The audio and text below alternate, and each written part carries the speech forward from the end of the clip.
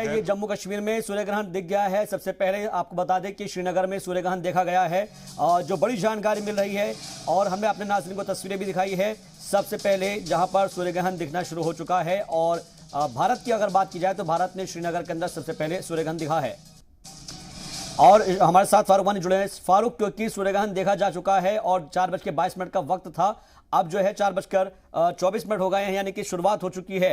एहतियात क्या क्या बरती जा रही है वहां पर?